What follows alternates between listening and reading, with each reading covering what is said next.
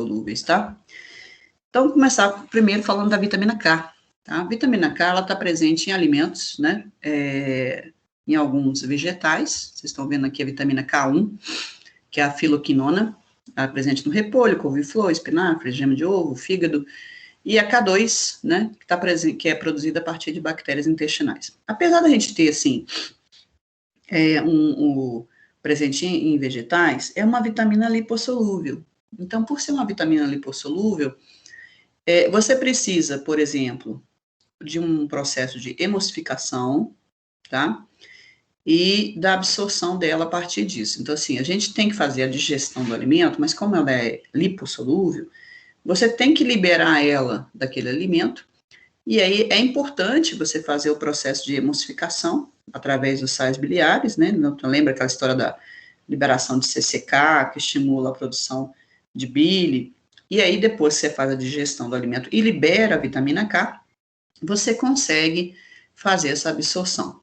Além disso, nós temos aí a vitamina K2 produzida por bactérias intestinais. Então, a gente tem que pensar nessas duas situações. Tanto o alimento, né? No alimento, essa vitamina K ela tem que ser liberada, né? E tem que ter um processo de emulsificação. E no caso das bactérias intestinais, elas são produtoras, então a gente tem que pensar também na saúde dessa microbiota. Ou seja, você tem que ter, as bactérias intestinais produzindo isso aí regularmente. Ó, Yuri. Você estava recebendo a Astra? Professora, foi um sonho muito aleatório, mas, nossa, eu fiquei feliz no sonho, viu? Tipo assim, eu lembro de ter uma decepção, né? Porque eu queria que era Coronavac, mas, enfim, vacina, né? Eu, assim, o meu sonho é qualquer uma das três. Agora, se vier Sputnik, vai ser um pesadelo. Porque a Sputnik, infelizmente, assim, eu tenho muito receio dela, né? Então, assim, se for qualquer uma das três que já está disponível, ou se chegar aquela da Moderna, né, a da Johnson, pode ser também, tô de boa, qualquer uma. Eu tenho um pezinho atrás só com a Sputnik, mas assim, tudo bem. Se não tiver jeito, eu vou nela também, né? Então, qualquer uma é lucro, Yuri. Verdade, professora. Bom, vamos lá. Então, depois que você absorve a vitamina K, então, quais são as funções? O que eu vou precisar? Para onde que eu vou precisar? Então, olha só. Fatores de coagulação. Nós temos vários fatores de coagulação que são produzidos no fígado. Eles são produzidos no fígado e ficam circulando no sangue. E eles circulam de forma inativa. Mas quando há necessidade, eles são ativados e você coagula.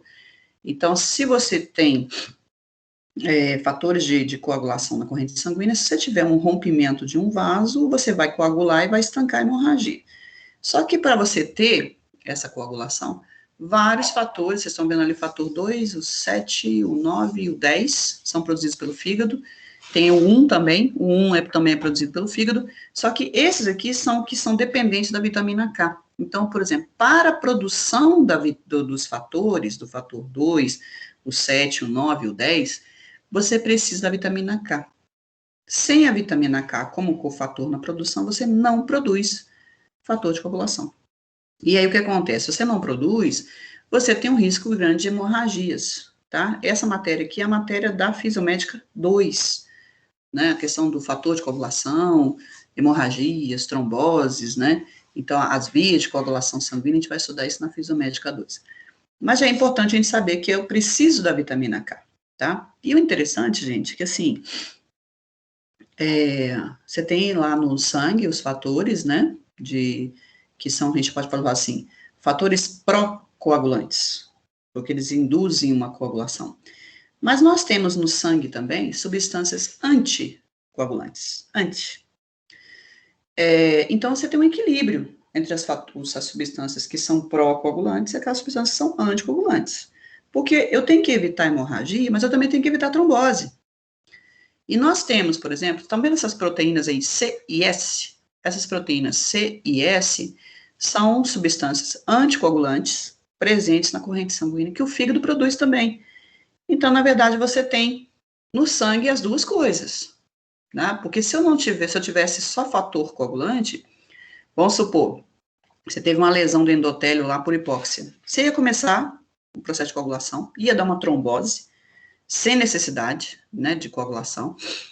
E aí você ia ter uma obstrução de um vaso, ia ter, às vezes, a perda de um membro. Então, não pode. Você tem que ter um equilíbrio entre as duas coisas. Os fatores pró e os fatores anticoagulantes, tá? Bom, então, a proteína C e a proteína S são substâncias anticoagulantes que o fígado produz e que eu necessito para a produção da vitamina K também, tá? Agora, um detalhe. Quando a pessoa tem uma trombose e você vai tratar essa trombose, geralmente a gente trata o quê? Por exemplo, numa fase inicial, a pessoa acabou de chegar no hospital com risco com um suspeito de trombose. Então, você vai tratar essa pessoa com um anticoagulante chamado heparina. A heparina, ela vai neutraliza os fatores que já estão ali no sangue. Então, ela vai parar para o processo de coagulação.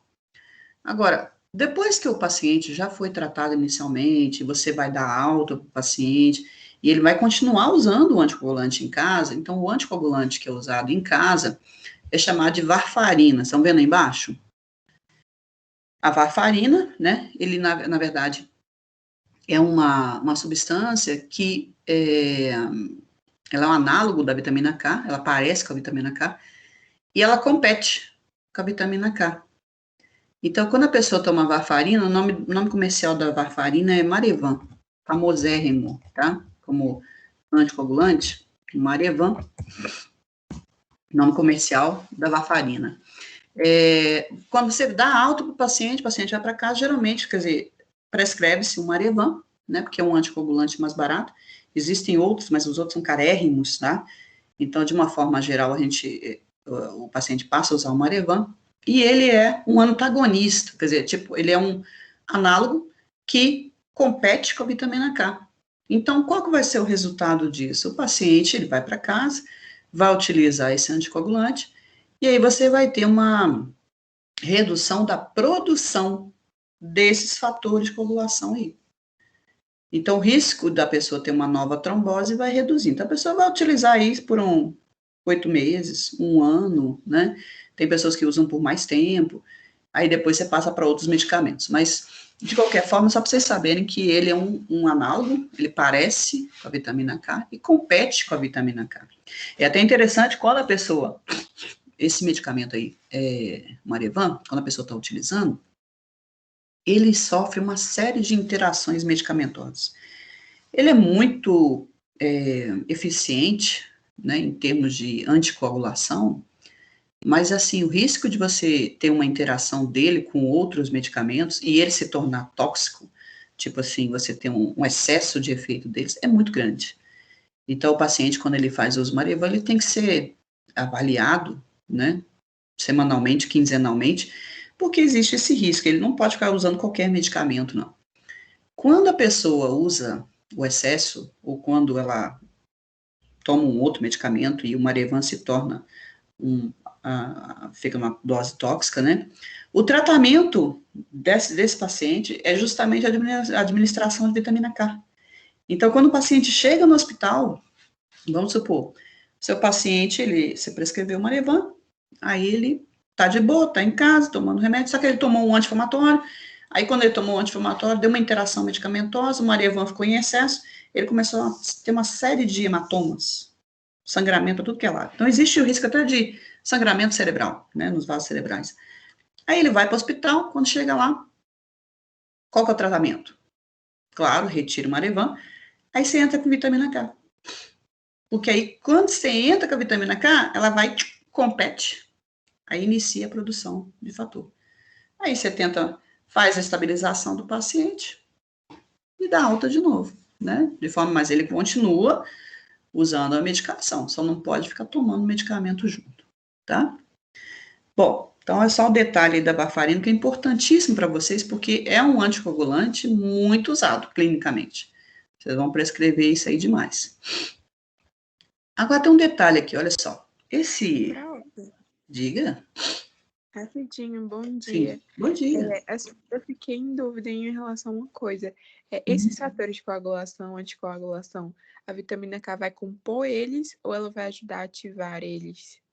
Ela participa da produção. Na hora que vai produzir, ela é um cofator enzimático. Ah, entendi. Ela participa como um cofator. Aí, quando você usa o Marevan ele entra como se fosse um cofator, só que se ele compete com ela, aí a vitamina K não atua, o cofator, o Marevan, ele faz a ligação com a enzima não funciona. Aí você reduz a produção. Entendi, prof. Obrigada. Entendeu? Bom, Andréia? Sim? Bom dia. Bom dia. Eu só não entendi muito bem a questão da vitamina K nas proteínas C e S, não peguei, ou eu... Também, é porque assim, o que acontece? Quando o fígado produz essa substância, ele produz tanto fatores pró-coagulantes quanto fatores anticoagulantes. Então, essas proteínas C e S são proteínas que nós produzimos para evitar coagulação em excesso. Então, são anticoagulantes. E durante a síntese, eu também necessito da vitamina K. Então, ela também é um cofator na produção dessas substâncias. Nossa, entendi. Entendeu? Mas tem alguma, assim, se tem mais vitamina K, ela vai ser direcionada para a produção de proteínas C e S, tem isso? Não. Não, tem não. Eu só preciso dela para a produção dessas substâncias, mas ela não estimula. Ela é necessária para a produção só. Entendi. Entendeu? Obrigada, Andréia. Nada.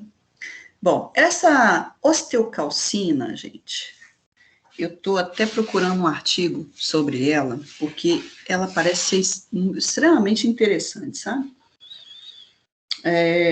O que acontece? É considerado um hormônio produzido pelo tecido ósseo. Mais um tecido endócrino, né?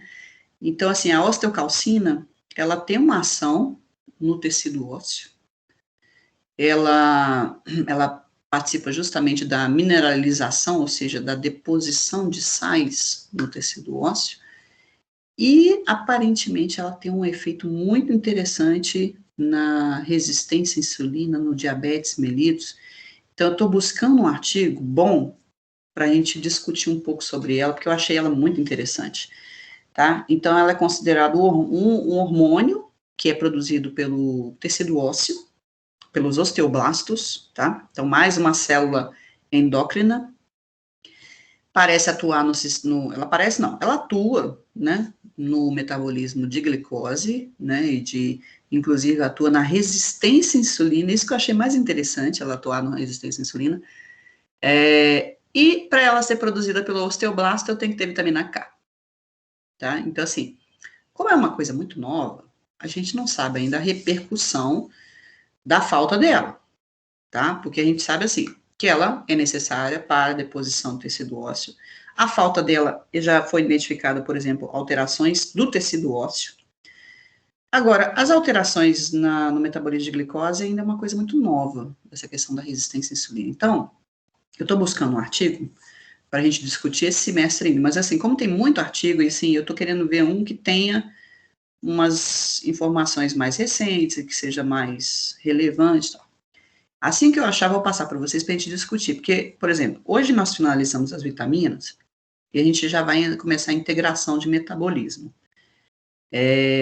Metabolismo em jejum, metabolismo no estado absortivo, metabolismo diabetes mellitus. Então, como a gente vai falar de metabolismo diabetes mellitus, isso para semana que vem, é interessantíssimo você ter um hormônio novo, com uma ação nova na resistência, a gente discutir, porque nem tudo dá para discutir na fisiologia médica, tá? Então, às vezes não dá tempo, porque é muita coisa, mas essas coisas, essas informações novas, ainda mais essa osteocalcina, quer dizer, essa osteocalcina, tem uma outra também que vai discutir, o GLP-1, né? É interessante a gente usar esse tempo da bioquímica 2, né, que ela é um pouco mais tranquila, mais folgada, para a gente discutir certas coisas que não vai dar para discutir semestre que vem na Fisiomédica 1, tá? Então, assim que eu achar o artigo, eu vou passar para vocês, talvez já para a semana que vem, para a gente já fazer uma discussão quando a gente vai falando de diabetes mellitus, tá bom? Então, eu preciso de vitamina K para a produção de osteocalcina, que é um hormônio produzido pelos osteoblastos, né? O hormônio do tecido ósseo, tá? Por enquanto, a gente vai deixar só isso aí. Depois a gente vai discutir mais ela. Fechou? Bom, a deficiência de vitamina K, ela vai acontecer basicamente em duas situações, né? Duas não, na verdade tem mais uma. Uso de antibióticos. Aqui eu coloquei principalmente cefalosporina, mas na verdade não é só cefalosporinas, não. Professor, eu não faço ideia do que seja isso. Bom, o negócio é o seguinte, quando a gente vai estudar antibióticos, nós temos antibióticos conhecidos como beta-lactâmicos. Então, esses beta-lactâmicos, eles têm uma estrutura beta-lactâmica. Aqui, ó. Estrutura beta-lactâmica. É uma estrutura, são vários anéis, vocês vão ver isso mais pra frente. Todo antibiótico que tem essa estrutura beta-lactâmica é classificado dentro dos antibióticos beta-lactâmicos, claro. Dentro dos beta-lactâmicos, nós temos as penicilinas, as famosas penicilinas, e depois as irmãs cefalosporinas.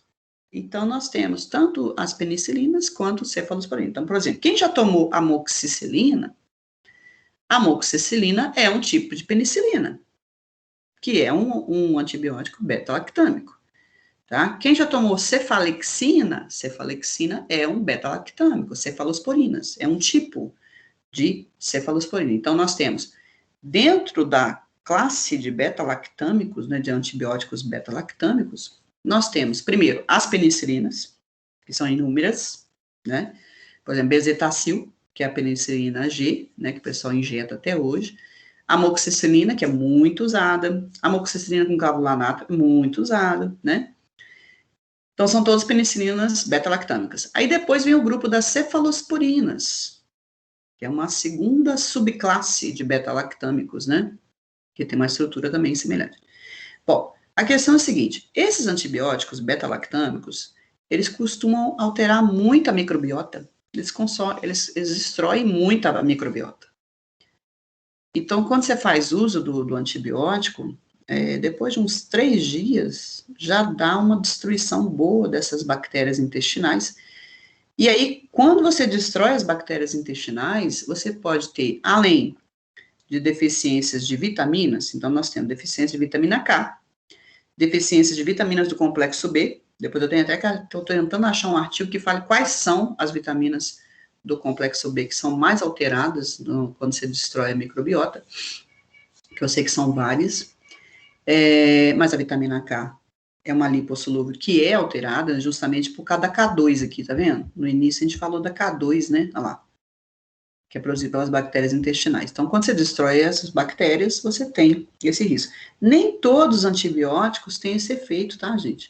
Então, assim, a gente, quando usa um antibiótico, dependendo do antibiótico, ele pode destruir um grande percentual das bactérias intestinais, tem outros que não. Eu, por exemplo, eu odeio tomar penicilina, detesto tomar penicilina. Amoxicilina eu tenho aversão, amoxicilina com clavulanato, então, Deus me livre, me tira dessa. Porque eu já passei tanto mal, mas tanto mal, porque o que acontece? Quando você destrói a microbiota, que são as bactérias boas, as não patogênicas, no meio das não patogênicas, você tem, às vezes, uma patogênica que está quietinha lá no seu intestino, mas ela está quietinha por quê? Porque tem as não patogênicas que não deixam ela crescer, não deixam ela proliferar, não tem espaço, não tem nutrição, então aquela patogênica fica lá quietinha. E às vezes essa patogênica, ela é resistente a vários antibióticos já, então às vezes ela já adquiriu resistência. Aí o que acontece é o seguinte, quando você usa um antibiótico e você destrói as bactérias intestinais, as que são sensíveis, né, então você vai destruir as bactérias não resistentes, né, as bactérias da microbiota, você abre espaço e oportunidade para aquela patogênica começar a proliferar. Então, a gente tem casos, por exemplo, a gente chama de superinfecções, né? O que são essas superinfecções? São infecções oportunistas. Você destruiu a sua microbiota, na hora que você destruiu a sua microbiota, aí abriu uma chance, né? Você tem espaço e nutrientes suficientes para aquela bactéria patogênica começar a proliferar e dar uma tremenda de uma enterite. E aí você vai ter diarreia por causa disso. Então, quando vocês tiverem diarreia pós-uso de antibiótico, é por causa disso, gente. Você usou antibiótico, destruiu as bactérias, né, da microbiota, as não patogênicas e as que eram sensíveis ao antibiótico, e às vezes tinha uma patogênica lá que não morreu. E aí ela começa a proliferar. Aí dá uma inflamação da mucosa intestinal, aumenta o peristaltismo, e você vai reinar aí no banheiro por uns 2 dias, tá? Para piorar, nós temos também as infecções oportunistas por fungos. Então, quando você destrói a microbiota, você também abre as portas para as infecções fúngicas. Então, a gente tem, no caso aí, levedura, né? A cândida, a candidíase, a cândida oral, a candidíase oral e a candidíase vaginal. Às vezes a mulher tem cândida na vagina, às vezes a pessoa tem cândida na boca, só que é assintomático. Por que é assintomático?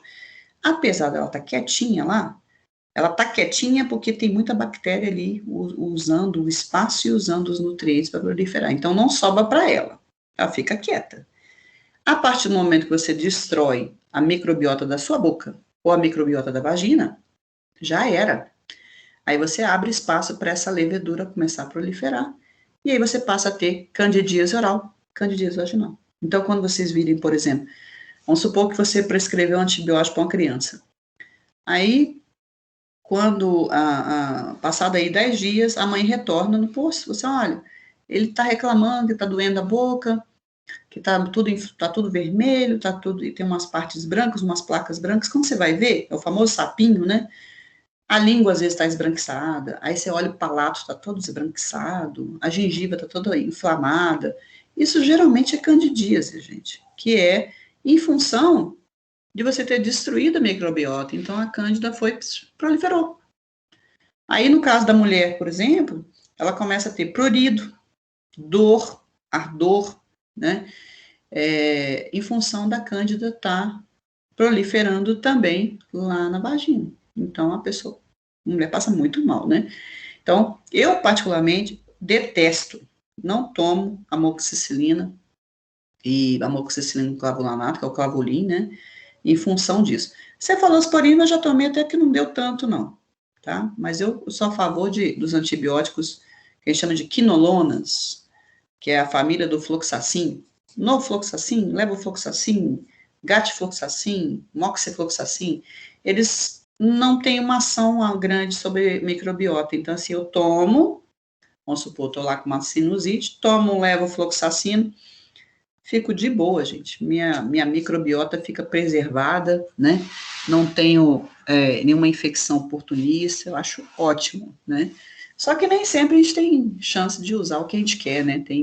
Eu geralmente dou o grito, né? Eu chego lá no médico, aí ele vai prescrever, aí vai lá com a amoxicilina, eu falei, doutor, tem como prescrever outro, esse eu passo mal demais com esse. Ela, não, então tá. O que você prefere? Eu falei, eu prefiro um levo.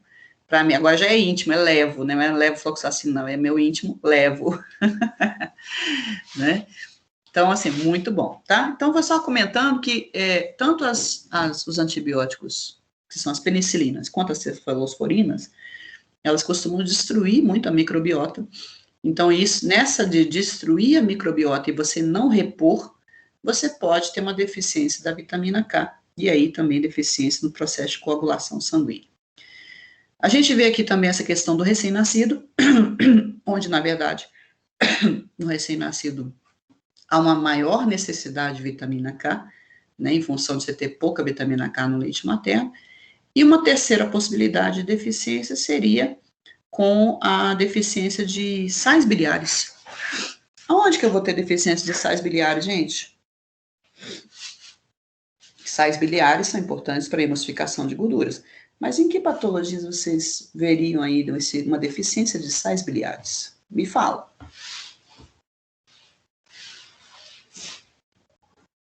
O que vocês acham?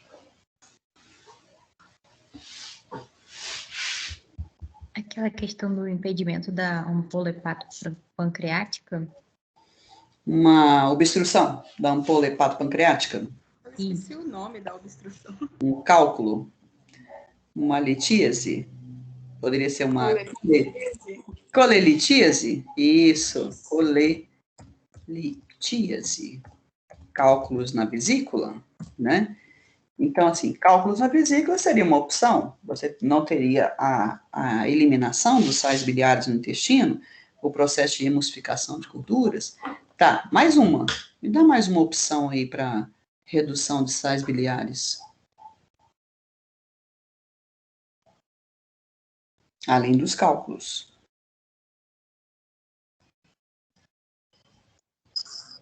Pancreatite, pronto. Sais biliares são produzidos aonde, Bárbara? Hepatite? Isso. Pelo fígado. Você pensou em pâncreas, na verdade é fígado, tá? Então, lembra, pâncreas é suco pancreático, enzimas. Fígado, bile, sais biliares. Então, na verdade, você tem que pensar em lesões hepáticas. Não necessariamente só hepatite, tá? Então, as lesões hepáticas que comprometam a produção de sais biliares. E aí você pode ter também essa deficiência de vitamina K. Tá ok? Então, aqui, ó, eu não coloquei, mas vocês podem acrescentar. Então, o uso de antibióticos, a deficiência por maior demanda, que é do recém-nascido, as lesões hepáticas e os cálculos renais, cálculos, cálculos das vias biliares em função da falta de sais biliares. Então, assim, você vai ter uma deficiência de sais biliares. Tá bom? Bom, o efeito tóxico, quando a pessoa tem excesso de vitamina K, ela pode provocar destruição excessiva de hemácias e até um quadro de icterícia, tá? Mas isso é raro. Rara a pessoa toma, a não ser que a pessoa esteja recebendo vitamina K por via endovenosa, né? E aí você às vezes dá um excesso, mas normalmente você não tem excesso de vitamina K por absorção, não. Não é porque você ingeriu muito, as bactérias estão produzindo muito, não. Existe uma produção ali que é regulada, que é controlada, não existe essa possibilidade de você absorver porque está sendo muito produzido. Não tem isso não, tá bom? Mesmo você pode comer quilos de repolho, que não quer dizer que você vai ficar com efeito tóxico da vitamina K. Imagina comer quilos de repolho. Deus me livre. Bom, vitamina E. Nós temos aí, com relação à vitamina E, que é uma segunda vitamina lipossolúvel, 8 tipos de vitaminas. Na verdade, então, assim, você tem 8 estruturas químicas diferentes que são consideradas como vitamina E. A vitamina E é um ótimo antioxidante. Ótimo para neutralização de radicais livres, tá? Então, além da vitamina C, lembra que nós já discutimos vitamina C, que é um bom antioxidante também. A vitamina E também é um ótimo antioxidante. Então, ela está presente aí em óleos, no fígado, em ovos, tá?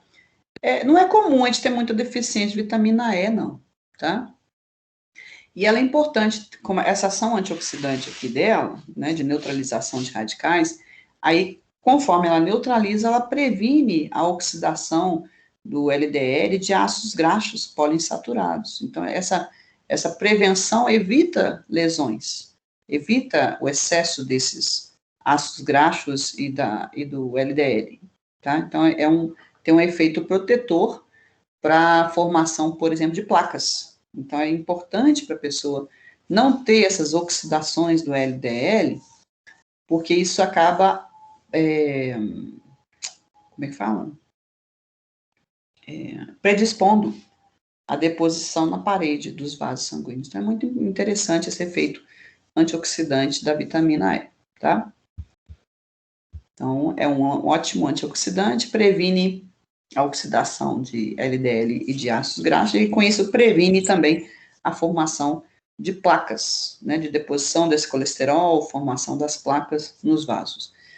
A deficiência, ela pode causar aí uma hemólise e retinopatia nas crianças, né, nos lactentes, e alterações na absorção e transporte de lipídios nos adultos. Tá? Então, essa questão aí da ação antioxidante Como tem outros antioxidantes, você não tem tanto risco, né? Claro que pode acontecer também maior predisposição à aterosclerose, que eu não coloquei aqui, mas existe uma maior predisposição à aterosclerose. Então, hemólise, retinopatia nos lactentes, alterações na absorção e transporte de lipídios nos adultos e maior prevalência de placas, de ateromas, tá? Posso seguir adiante, gente? Ô, Prata, Sim. eu fiquei em dúvida ali na vitamina K. Quando você falou da toxicidade, você poderia repetir para mim de novo, por favor? Que eu fiquei avoada e perdi. Aqui, na verdade, não tem uma explicação específica do porquê, Bárbara. Assim, eles só sabem que com o excesso de vitamina K, existe um risco de destruição de hemácias, né, uma anemia hemolítica, mas a gente não sabe exatamente como, quer dizer, como é que seria esse mecanismo, mas a pessoa tem uma destruição maior dessas hemácias. E quando destrói muita hemácia, lembra que o excesso de hemoglobina vira bilirrubina. Então, a icterícia é em função da anemia hemolítica. Você destrói muita hemácia, aí você fica com icterícia, tá? A questão é assim, a gente não sabe o link, né? A vitamina K e a hemólise. Mas, de qualquer forma, é uma coisa que é vista no excesso de vitamina K. Tá? Entendi, pronto, valeu. Beleza. Agora vamos para vitamina D, tá? A vitamina D, né, ela é muito importante. Semestre que vem a gente vai falar dela na fisiomédica de novo. Ela tem a vitamina D2, presente nas plantas, é o ergocalciferol, e a D3, que é o colecalciferol, presente aí nos alimentos de origem animal, tá? Então, essas duas vitaminas, D2 e D3, você pode até ingerir, você pode até absorver, só que não são vitaminas ativas, tá? Elas não funcionam. Você absorve, mas não funciona. Vou explicar por quê. E além dessas vitaminas que estão presentes em alimentos de origem animal e de origem vegetal, nós produzimos diariamente. Basta que você pegue sol. Pegou sol, você produz vitamina D. Tá? Então, não há necessidade assim, de ingerir alimentos que contenham vitamina D, né? Porque a gente produz. Só que acontece, a vitamina D que a gente produz também não é ativa, ela também não funciona. Então, você produz aqui na pele, quando você pega sol, mas ela não funciona. Para ela funcionar, ela tem que ser ativada. Então, existe um processo de ativação que a gente vai ver. E a vitamina D ativa, a que funciona, é essa aí chamada calcitriol. Então, essa aqui, ó, vocês estão vendo aqui, ó, 1,25 de hidroxicolecalciferol, esse é o nome dela. 1,25 de hidroxi, duas hidroxilas na posição 1 e na posição 25. Então, é o nome dela, também conhecida como calcitriol. Essa é a vitamina D que funciona, que tem efeito. Então, mesmo que eu coma alimentos de origem animal, de origem vegetal, ou se eu peguei sol, produzi, para funcionar tem que ser ativada. A vitamina D, qualquer uma delas, tem que ser ativada. E para você ativar, tem que ter, quer dizer, você tem que se a gente vai ver agora como é que é essa ativação, você vai, para ela ser ativada, né, você vai ter um processo, e ela ativada é chamada de calcitriol. Ela que vai ter um efeito fisiológico no nosso organismo, tá? Vamos ver como é que seria a produção dela. Olha só. Na sua pele, a partir do colesterol, então você capta colesterol do sangue, e lá na sua célula, né, epitelial, você produz o 7-desidrocolesterol. Então, o primeiro composto lá em cima, 7-desidro, ele é produzido pelas suas células da pele e fica ali na célula. Então, produzido a partir do colesterol. Depois, você pega sol. Quando você pega sol, a radiação ultravioleta provoca essa quebra do 7-desidro e você forma o colecalciferol. Então, esse colecalciferol, gente, é a vitamina D inativa. E é a nossa é a D3 também, né? Aqui, ó, a vitamina de origem animal, colecalciferol. Essa é a nossa. É a que nós produzimos também. Tá? Então, tanto a gente absorve dos alimentos de origem animal, como a gente também produz. Então, o colecalciferol está aqui, ó. Você produziu. Ele não funciona, mas ele é produzido, vai para o sangue. Quando passar lá no hepatócito, o hepatócito capta e vai adicionar a primeira hidroxila.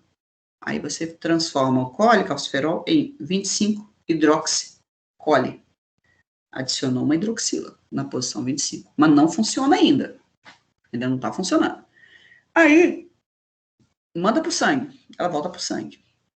Quando passar nos rins, aí você vai ter aquela enzima ali, a 1-alfa-hidroxilase, colecalciferol 1-alfa-hidroxilase, ela vai adicionar a segunda hidroxila na posição 1. Quando ela adicionar essa segunda hidroxila, você vai ter, então, 1,25 de hidroxi, 2 hidroxilas, de hidroxi, colecalciferol, calcitriol, tá? Que é o nome que eu coloquei aqui, olha só. Ela aqui, ó. O calcitriol. Então, essa é a vitamina D que funciona. É ela que vai ter os efeitos fisiológicos. Mas você tem que produzir primeiro. Tá? Você tem que produzir e ativar. Ou então, se você ingerir dos alimentos, você tem que ativar. Tá? Então, passa pelo fígado, primeira ativação. Segunda ativação, rins. Aí você vai ter ela ativa. Essa parte, o 24, 25, deixa para fisiologia, tá, gente? Então, é importante a gente ter essa produção aqui via colecalciferol 1-alfa-hidroxilase. É a vitamina que nós vamos produzir. Ativada. Andréia, Sim? a vitamina D também passa. A vitamina D2 passa por esse processo também ou não? Sim, você tem que ativar também. Então, não adianta só você absorver aqui, ó. Quando você absorve a D2, você também vai ter uma reação química para produzir o colecalciferol e entrar na via. Então, você vai entrar nessa via aqui, ó, do colecalciferol em diante. Então, você vai ter que ativar, Entendi. tá? Então, você produz colecalciferol e depois você vai ativar esse colecalciferol. Prof, Sim? então, se eu não tomar sol, mas se essas vitaminas elas forem metabolizadas no fígado, no rim, sofrer todas essas ativações, mas se eu não tomar sol, ela não ativa? Não é isso não. É o seguinte, se você tomar sol sol sem filtro solar, tá? Porque se for com filtro solar, sinto muito, não produz. Então, se você tomar sol sem filtro solar, você produz. Aí o seu fígado e o seu rim vai lá e ativa. A ativação da vitamina não necessita de radiação ultravioleta, não precisa do sol. Só precisa do sol para produzir. Agora, vamos supor, você não pega sol, ou você pega sol com filtro solar. Então, o que você vai ter que fazer? Você vai ter que ter uma ingestão de vitamina D. Então, você vai ter que ingerir a vitamina D, mesmo a inativa, que a inativa é a mais barata, né, gente? Então, assim, você vai ingerir, às vezes, colecalciferol. Então, você tem lá os comprimidos de colecalciferol. E aí, você vai, tem a absorção dela e você vai ativar. Você ativa no fígado e ativa no rim. Tá? Então, a gente viu, já tem vários casos de alunas, principalmente alunas da medicina, que é o que eu tenho mais contato, mas já vi vários casos de alunos da medicina, alunas, principalmente, tá? Com deficiência de vitamina D, independente da Covid, tá, gente? Isso foi antes da Covid já. Porque não pegavam sol sem filtro solar. Então, por exemplo, a aula lá na PUC tem dia que começa às 7 horas da manhã, tem dia que começa às 7h50. Então, você sai de casa 6 horas, se você mora em Belo Horizonte. Você sai de casa às 6 horas, não tem sol ainda, mas as meninas já passam filtro solar, já saem com filtro solar, vão para a PUC, e aí o que acontece? Na hora que tem sol, você não pega. Você não tem o efeito da radiação UV, porque você está usando filtro solar. E aí passa lá, você passa o dia inteiro na PUC, mas com filtro solar, volta para casa às vezes de noite, de tardinha, de noite, então você não pega sol. Tá? Ou agora em tempo de Covid piorou, porque antes era só esse processo aí das meninas que usavam filtro solar antes de sair de casa, ia para a PUC, ia para lá, assistir aula o dia inteiro.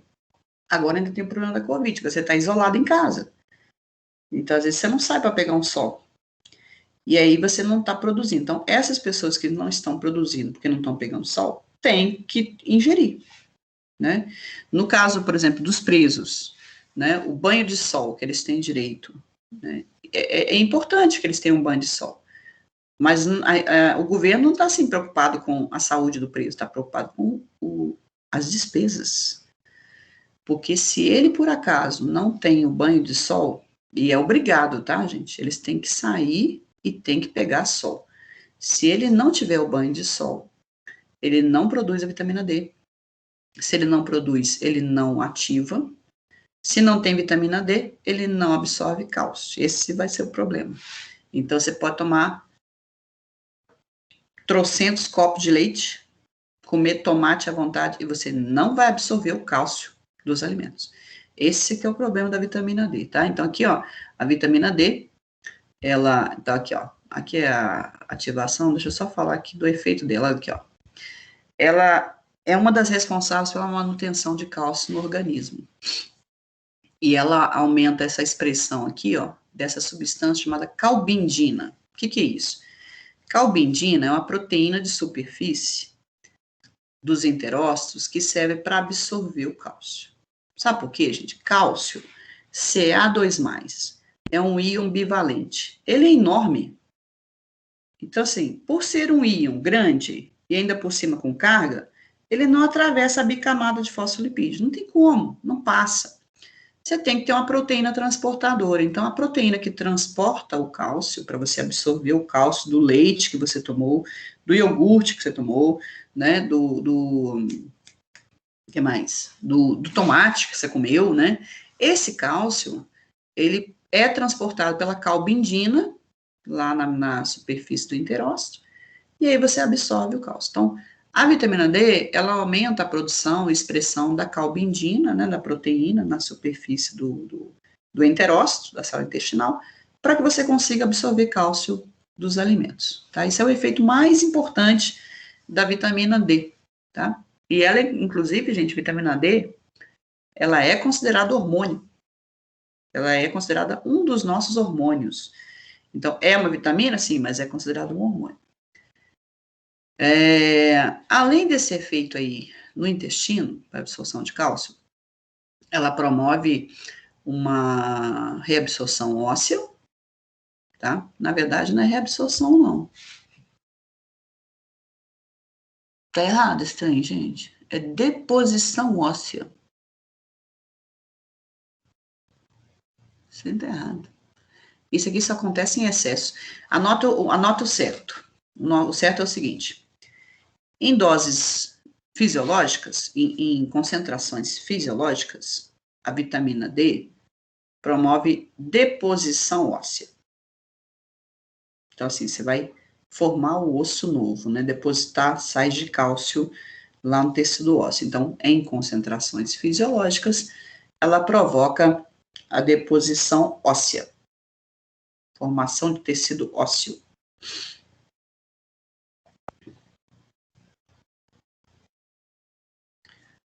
Anotaram isso aí? Em concentrações elevadas, ela pode causar uma reabsorção óssea. Ela vai retirar cálcio do tecido ósseo. Então, assim, dose fisiológica, concentração fisiológica da vitamina D não está em excesso, então ela tem um efeito aí de aumentar a deposição de sais, né, no tecido ósseo, aumentar a formação do tecido ósseo. Isso é efeito fisiológico dela. Não é o efeito principal. O efeito principal dela é do enterócito, lá no intestino. Mas ela tem esse efeito aí de deposição óssea em doses fisiológicas. Em doses excessivas, o excesso de vitamina D provoca, na verdade, a retirada do cálcio do tecido ósseo, uma reabsorção óssea, que não é bom. Então, aí você tem que tomar muito cuidado com essa questão da pessoa ficar tomando vitamina D, ainda mais agora que eles viram aí, eles estão usando, desde o ano passado, né, que eles estão falando que a vitamina D previne Covid, né, mas não tem nenhum estudo comprovado que mostre isso. Mas aí é aquela coisa, né, entra na mídia e já era. Então, eles falam muito da vitamina D, e aí o que apareceu de gente comprando vitamina D para tomar, muita gente tomando vitamina D, que na verdade, se você falar que comer cocô e previne Covid, tem gente comendo, né? Você não viu? É igual aquela história lá da Índia, eu acho que eu comentei isso com vocês. Lá na Índia. Na Índia, eles estão passando esterco no corpo. O Átila Você falou falou no esterco Twitter que quando pelo fala menos bosta, né? promove o distanciamento social. Justamente. Então, assim, mas lá que a vaca é sagrada, o esterco deve ser também, né? Então, mas é aquela coisa, né? A fake news aí tá por aí, né? Então, aparece toda hora, né? O Bolsonaro achando a cura da Covid, o povo passando bosta. A gente vai recebendo essas notícias, porque você fica até assim de orelha em pé, porque, quê? Como é que é? Né? Já teve outros casos, eu não lembro de todos os casos, não, mas assim, já teve várias fake news sobre tratamento, né, sobre prevenção de Covid, né? Então, essa Chá da de vitamina... abacate. Chá de abacate? Essa eu não sabia, não. Chá de Nossa. abacate previne Covid e câncer. Nó. É igual a maçã, né? Coma uma maçã por dia e evite o câncer. Né? Tem essa também. Bom, Brau, diga. por que eles falam também da ação da vitamina D em relação ao sistema imune, que auxilia a ter imunidade e tal, que fala muito nas propagandas também. Não sei. Fisiologicamente, eu não vi, não tem nenhum efeito. Assim, pelo menos nos livros de fisiologia, eu nunca vi ninguém comentando vitamina D e sistema imune. A gente teria que jogar na internet, mas assim, em artigo, pelo menos da Cielo, né? Que é o mínimo que a gente tem que... É um artigo científico. Porque se a gente pegar qualquer sitezinho aí não. Mas a gente tem que jogar e procurar artigos de peso, artigos que são importantes mesmo, que tenham algum fundo científico. Mas eu até hoje não vi nada, não. Fisiologicamente falando, que tenha sido assim relevante, não vi nada no sistema imune. Agora, como tem muita coisa agora surgindo em função da Covid, mais estudos estão sendo feitos, pode ser que surja aí algum artigo. Porque tem aparecido muito mais artigo de prevalência. Tipo, muitas pessoas desenvolveram Covid, aí foram ver, a pessoa tinha deficiência de vitamina D. Então, assim, por acaso, essas pessoas tinham deficiência de vitamina D, será que foi a falta da vitamina D que causou isso? A gente não sabe. Né? Mas foram estudos mais de prevalência. Agora, o uso dela para prevenção, me parece que não funcionou.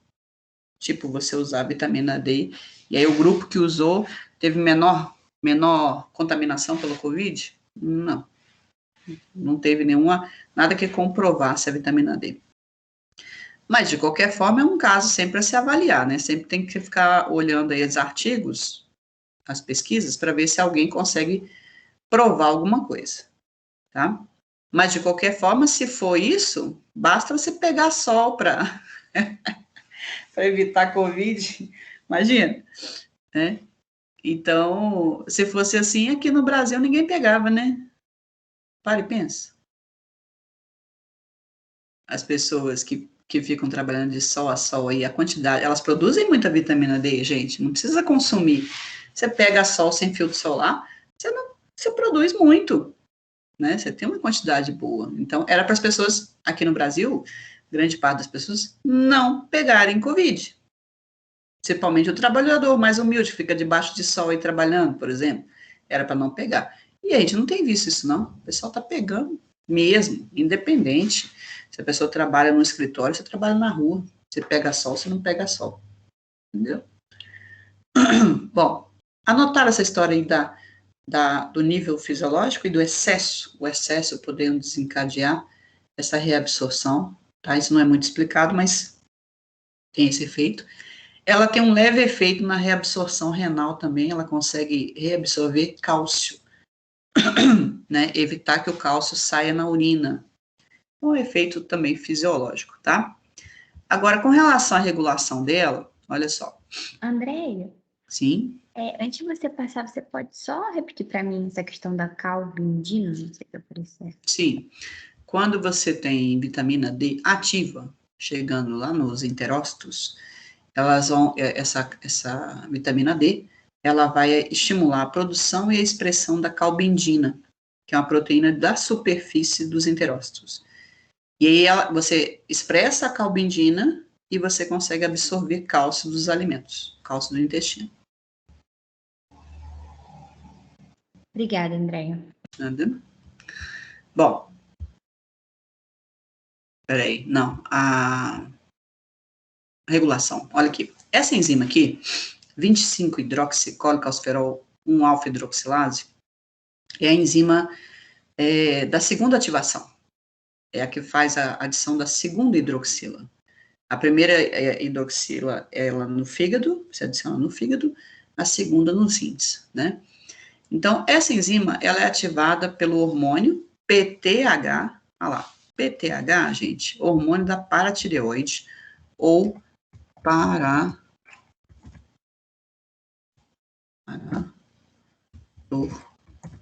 hormônio.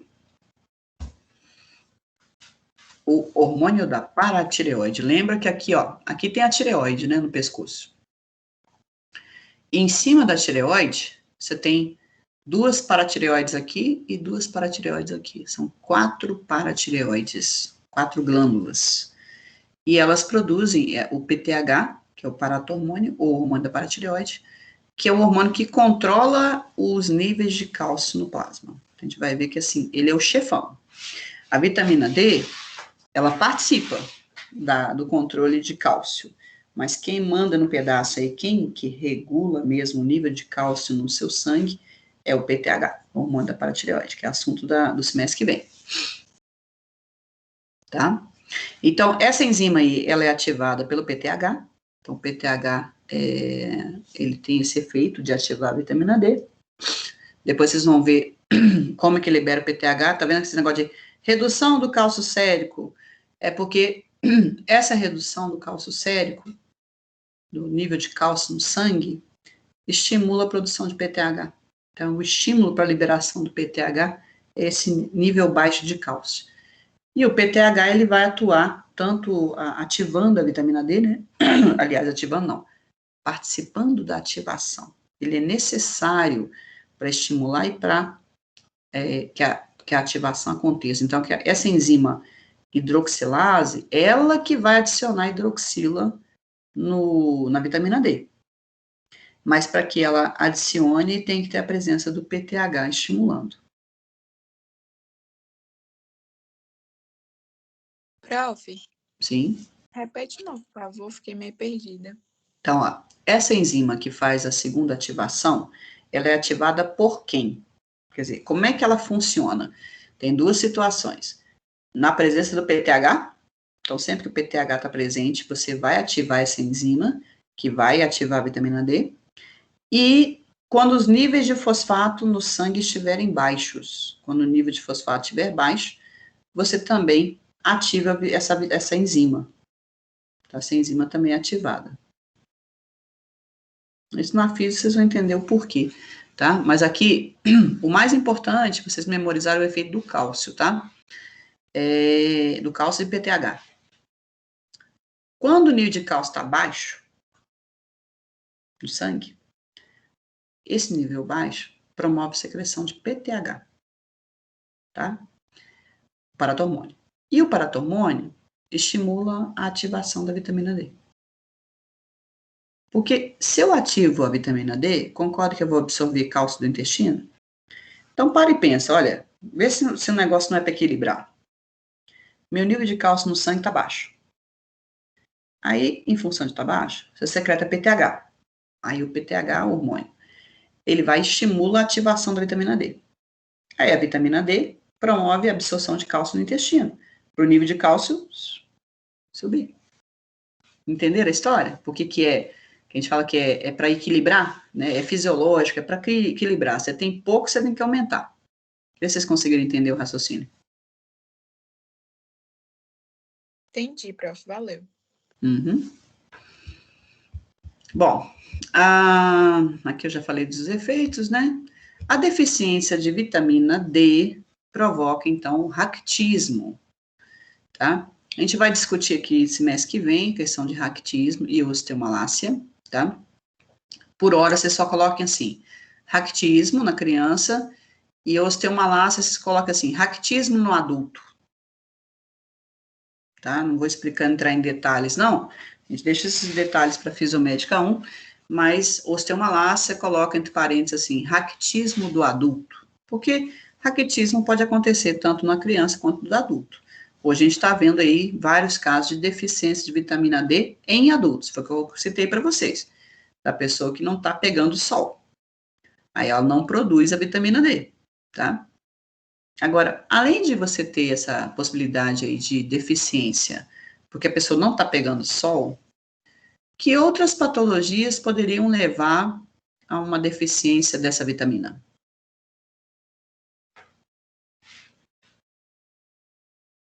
Vamos lá, agora é raciocínio clínico.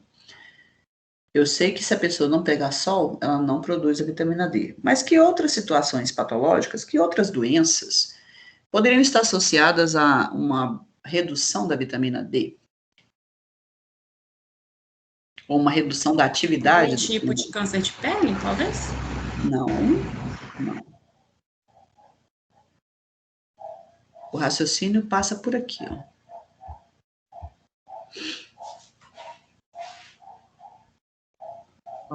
A gente pode ter uma dificuldade da dupla ativação no fígado e no rim, por causa de alguma doença que afeta Exatamente. os dois órgãos.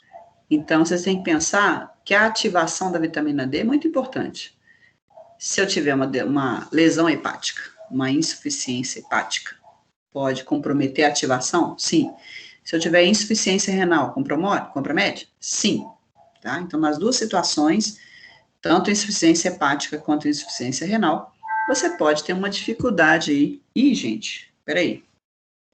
Vou pegar meu carregador, peraí. Senão vai acabar a bateria. Só um minuto.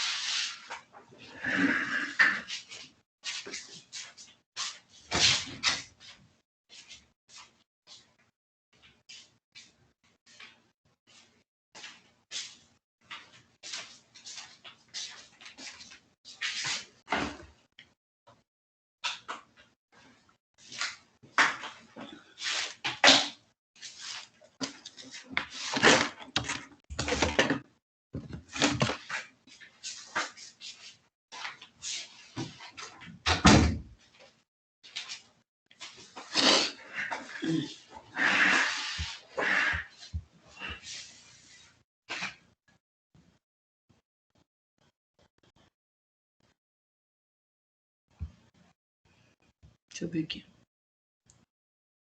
Tá tranquilo, tá carregando já. Uhum. Bom, então a gente estava discutindo aqui a questão de problemas renais e hepáticos, certíssimo, tá, gente? Bom, o efeito tóxico, né? O excesso de vitamina D, então, no caso de uma pessoa que faça uso excessivo da vitamina D, lembrando uma coisa que eu esqueci de comentar no início. Vitamina hidrossolúvel, você elimina fácil na urina, por ser hidro. Então, você consome o excesso de vitamina D, B, excesso de vitamina C, sai na urina. Agora, as vitaminas lipossolúveis, elas são mais difíceis de serem eliminadas. Por quê? Você não filtra. Não está no sangue. Ela para ser transportada no sangue, ela geralmente é transportada ligada a uma proteína. Porque ela é lipo. Então, assim, substâncias lipossolúveis, gente, elas não se dissolvem no plasma. O plasma é água. Então, fica difícil.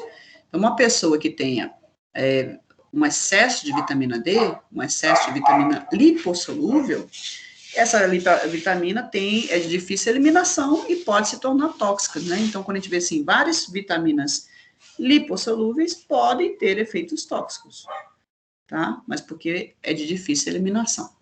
No caso da vitamina D, quando está em excesso, vamos supor que a pessoa começou a tomar, depois ficou sabendo que evita Covid, né? Aí a pessoa começou a tomar muita vitamina D. Essa vitamina D, ela pode promover uma absorção intensa de cálcio e fosfato a nível renal Então, você deixa de eliminar o cálcio e o fosfato nos rins, e absorve cálcio do tecido ósseo, e absorve mais cálcio dos alimentos. Então, assim, você vai ter cálcio vindo da alimentação, cálcio vindo do tecido ósseo, porque você vai promover essa reabsorção, e cálcio e fosfato, que você não vai deixar sair no rim, na urina. Então, o que vai acontecer? Você vai ter muito cálcio. A pessoa acaba tendo excesso de cálcio no sangue, e esse cálcio vai se depositando na parede dos vasos, tá? Então, esse quadro aqui de calcificação metastática, o que é isso? São calcificações que acontecem em várias partes do seu corpo. Então, por isso o termo metastática é que está se espalhando, né? Lembra que quando a gente fala de câncer, o câncer você tem metástases, células cancerosas que migram e vão para outras regiões do seu corpo. Elas se espalham. Aqui não tem nada a ver com câncer. Só que como a gente tem calcificações em várias partes do corpo, eles usam o termo calcificação metastática. Tá? Então, você tem várias regiões, vários vasos sanguíneos que podem ser calcificados. E um vaso calcificado, ele fica mais rígido, tá? Não é que você vai romper um vaso, não. A parede do vaso fica mais rígida. Isso não é muito bom. Depois a gente vai entender por quê. Tá? Então, o quadro de calcificação metastática são deposições de sais de cálcio em vários vasos do corpo, provocado por excesso de cálcio. Tá? E o excesso tem a ver com excesso de vitamina D.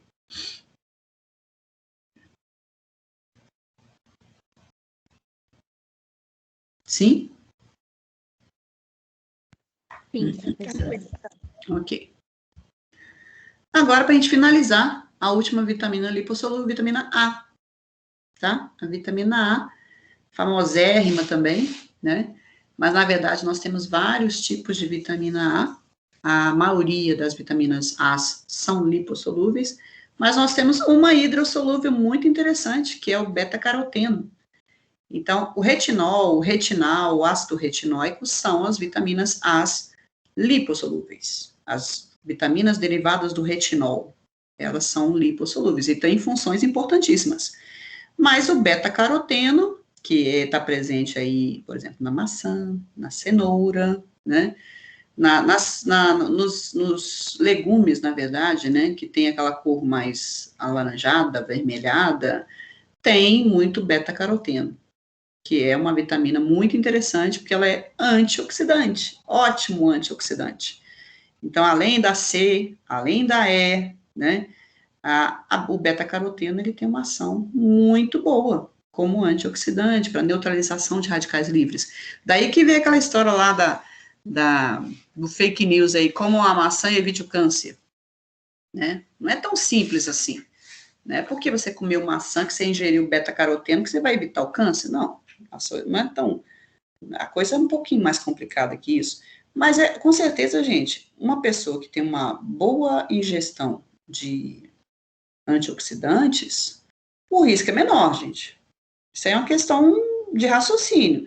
Se a gente sabe que os radicais livres podem causar um câncer, né, em função das mutações de DNA por causa dos radicais, e se você tem uma boa ingestão de antioxidantes, o risco é menor, isso é óbvio, né? Mas, assim, evitar o câncer é um pouco mais complicado, quer dizer, sim, o câncer não é causado por uma coisa só, ele é multifatorial. São muitos fatores que levam ao aparecimento de um câncer. Mas, com certeza, benefício tem do beta-caroteno, tá? Da vitamina A de uma forma geral, mas o beta-caroteno em função da ação dele antioxidante, tá? A vitamina A, ela exerce uma série de funções. Agora vamos falar das lipossolúveis, tá? Dos derivados do retinol. Nós temos aqui uma função importantíssima nos cones e bastonetes. Então, lá na sua retina, onde você tem cones e bastonetes, você precisa desse pigmento, rodopsina. E ela só é produzida a partir da vitamina A. Então, para você produzir rodopsina, que é esse pigmento presente nos cones e bastonetes, você precisa da vitamina A, do retinol. Então, tem que ter. Né? A gente nota, por exemplo, pessoas que têm deficiência de vitamina A, né? elas costumam ter uma dificuldade em enxergar no escuro, né? Tem uma alteração nos cones e bastonetes, e aí você, em função do pigmento, dessa rodopsina, que é um pigmento importante para cones e bastonetes, ou seja, para as células da retina. Então, eu preciso para enxergar, tá certo? Tem uma participação também na espermatogênese, no crescimento e manutenção dos tecidos epiteliais, né, no processo de diferenciação de células em produção de muco, e no sistema imune. Então, assim, eu não detalhei, tá? Esses efeitos, que são efeitos, são muitos efeitos, mas, assim, a vitamina A lipossolúvel, a derivada do retinol, tem várias ações interessantes e importantes em vários sistemas. Então, sistema imune, espermatogênese, visão, né? Tecido, a manutenção da pele, né? Do tecido epitelial. Mas, efeitos tóxicos, com certeza. Então, para quem já usou, vocês já devem ter visto aí pessoas que fazem uso de ácido retinóico, né? Como é que é o nome do medicamento, gente? Ele é até controlado, você não pode sair comprando ele, Que dermatologista passa, professora? Oi? Que dermatologista passa? É. Roacutan? Isso, Roacutan. Então, o Roacutan é justamente um dos retinóides que é usado. Então, ele tem uma ação, assim, tóxica. É claro que, assim, o Roacutan é uma quantidade excessiva de vitamina A. Então, essa vitamina A, esse retinol em excesso, ele causa as lesões na pele, né? Então, a pele vai ficando seca e vai descamando, tá? Ocorre uma redução aí da queratina, e isso acaba retirando aquela camada, né, de células que está aí causando aquelas lesões, aquela acne excessiva. Então, assim, eles utilizam, mas, assim, é um tratamento bem agressivo, gente. Então, não é um tratamento para pessoa que tem uma espinhazinha ou outra, não. É aquela pessoa que já tem muita lesão por acne, e aí, às vezes, o retinol, né, ele vai ter esse efeito tóxico, vai provocar essa descamação dessa pele toda. Não sei se vocês já viram, a pessoa fica com a pele toda descamada, parece uma queimadura, né? Mas aí depois recupera, certo? Mas, então, ela tem esse efeito que é usado como efeito fisiológico, não, farmacológico, né? Mas ela em excesso, ela pode causar também lesões hepáticas, então hepatomegalia, cirrose, pode promover aumento da pressão intracraniana e ainda tem efeito teratogênico. O que é isso? Pode causar malformações fetais. Então, se a mulher faz uso de vitamina A em excesso e engravida, você tem um risco de malformações fetais. Então, não é uma vitamina para se brincar. De todas as vitaminas lipossolúveis, a vitamina A é a vitamina A lipossolúvel, não é a beta-caroteno, não. Ela é a mais tóxica, ela é a mais complicada. Então, por isso que o medicamento, o Roacutan, ele não é liberado para qualquer pessoa comprar, porque senão, o que a gente teria de gente chegando com intoxicação pelo retinol, né, seria muito grande, né, muita gente chegando com intoxicação. Então, ele é controlado e prescrito apenas por dermatologistas, tá bom? Perguntas? Professora, você pode repetir a questão da pressão intracraniana? Não entendi. Não, isso não tem explicação, só aumenta. Então, são sinais e sintomas provocados pela intoxicação pela vitamina A, mas assim, não tem uma explicação específica. Ela tem efeitos tóxicos. Então, aumentando a pressão intracraniana não tem um mecanismo exato, mas causa, né? Então, tanto as malformações, lesões hepáticas, cirrose. Entendi, obrigada, André. Nada. Não entendeu totalmente, mas aceitou, tipo eu, né? A gente não tem uma explicação, então a gente não entende, a gente aceita, né? Verdade. Quando eu vejo alguma coisa assim que não faz muito sentido, eu falo assim, tá, tudo bem, eu aceito, mas não entendi, não. Porque entender, quando você tem um mecanismo fisiológico que explica, aí é tranquilo. Não, beleza, então isso causa isso, que causa isso, tá, tranquilo, entendi. Agora, quando não tem uma explicação fisiológica nem farmacológica, você fica assim, E aí? Não, é isso. Não tem o que fazer, né? Eu lembro a primeira vez que me falaram que aquela família de antibióticos que eu comentei agora há pouco, as quinolonas, né? O fluoxacin, levofloxacin, nofloxacin, ciprofloxacin, né?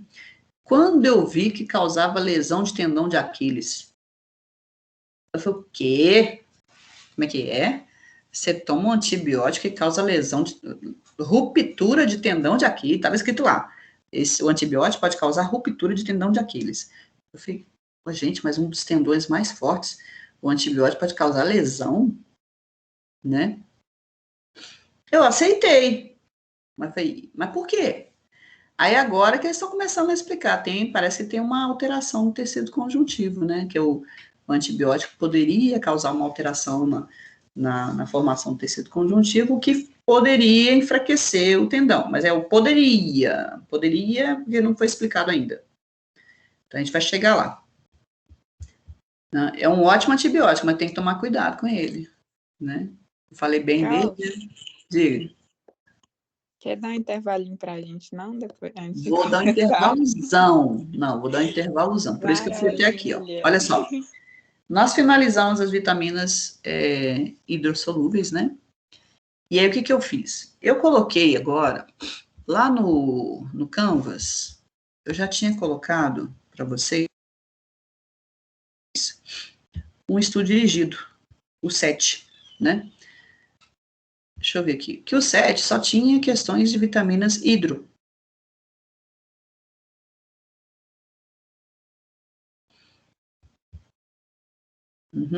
Tá. Aí, eu vou colocar agora um de lipo também. Deixa eu ver se é outro artigo, se é outro arquivo, se eu coloquei... que eu fiz um aqui. Espera um minutinho só, gente, que eu já dou intervalo para vocês. Eu acrescentei, tá? Então, eu vou substituir ele aqui, ó. Vou substituir o 7. Deixa eu ver se agora tá certo.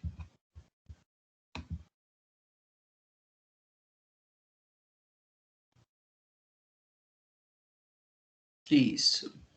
No 7, nós vamos ter agora também a vitamina lipo, as lipossolúveis, tá? Então, eu queria que a gente fizesse o seguinte, agora eu vou dar intervalo, e nós não vamos retornar por agora, não. Vocês vão fazer estudo dirigido. Vocês já fizeram alguma questão do estudo dirigido? Desse 7? Ou não? Hã? O que foi que você falou? Só de beriberi. Só de beriberi, né? Então, vamos fazer o resto. Eu vou dar um prazo para vocês fazerem, mesmo que não dê tempo de fazer tudo, mas vamos já iniciar. E aí, nós vamos retornar aqui. Deixa eu ver. Deixa eu colocar para vocês aqui também.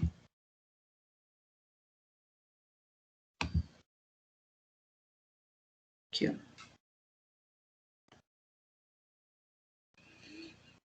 Tá? Então, aqui, ó. Nós fizemos só de beriberi, então nós já só fizemos aqui da...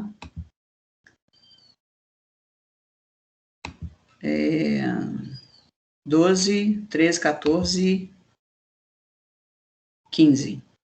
A gente não fez a restante. Então, vocês vão iniciar. E agora aqui ainda tem as lipossolúveis que eu acrescentei, tá? Então, nós vamos voltar às 10 horas. São 8h46, são 15 para as 9, né? Voltaremos às 10 horas. Então, estudo dirigido. Tem um intervalozinho para vocês comerem e 1 hora para fazer a atividade para a gente discutir às 10h30. Dá tempo? Maravilhoso. Ou melhor, 10 para as 10. Oi? Você é maravilhosa. Eu não. Intervalos maravilhosos. Não, mas vamos fazer 10 para as 10, gente. Eu fico com medo de não dar tempo da gente discutir. Então, 9h50. Tá? Voltamos às 9h50. Mas não é intervalo só, não. É para atividade, só. Só que aí vocês ficam de boa, né? Fazendo atividade aí. Mas tem que fazer, tá, gente? Então, 9h50, porque a gente finaliza vitaminas para semana que vem a gente pegar só a integração de metabolismo. Tá bom? Então, daqui a pouco a gente volta aí. 9h50, 10 para as 10. Até daqui a pouco.